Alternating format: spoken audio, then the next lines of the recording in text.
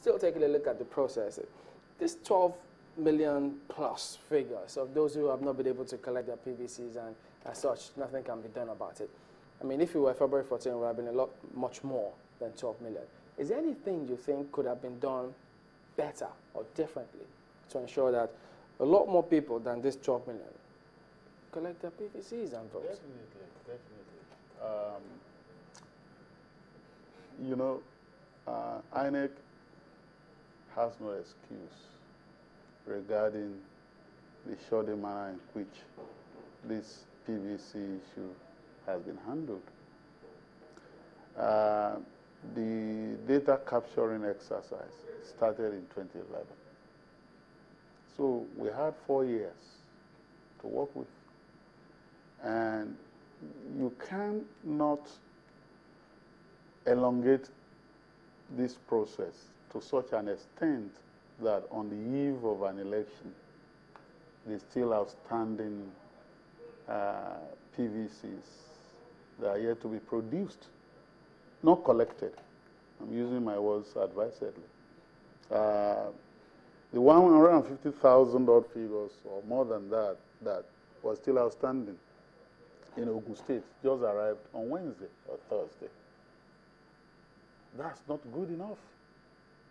And so we've been told that today there's still some people who not collected their PVCs, who are eager to collect, but they can't find their PVCs to collect. Now, what INEC has done is to play with percentages, to say that, yes, we have 81-point-something% of registered voters. So, comparatively, we are better off than we were before. That you can generate statistics. You can reel out percentages.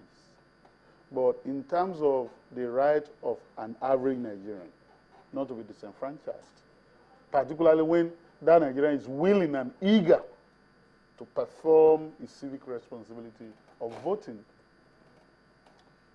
you don't have a pass mark.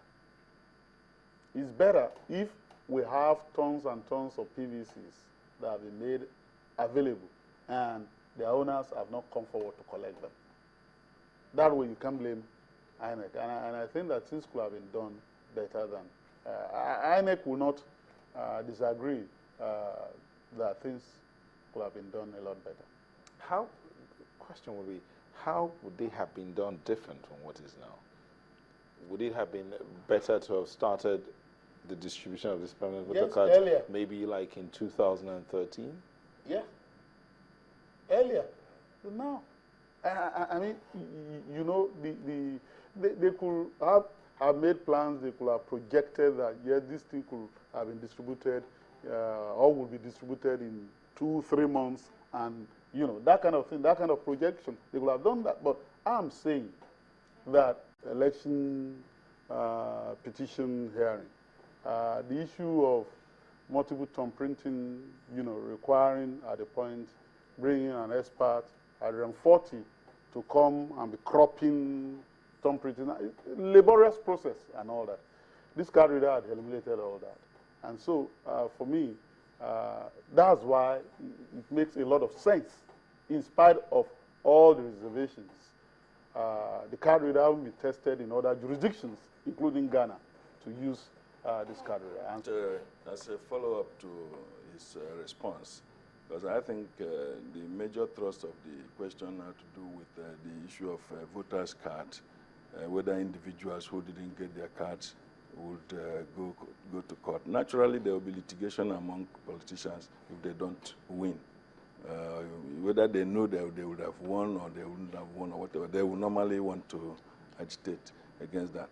But can a voter who was disenfranchised by virtue of INEC's logistical maybe mix-up or whatever, go to court later after the election and so on to canvass that he Logistical at what stage? For non-availability of yes, that the PVC was not available for him to pick up when he came checking.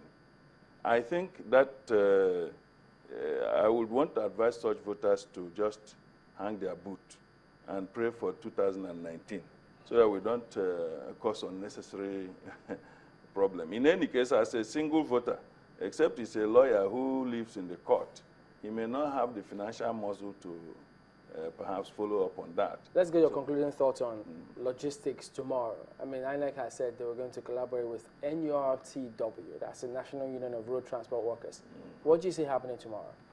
That collaboration must be clearly defined, and it must have a backup of security people. Otherwise, you see, people have stolen PVC cards.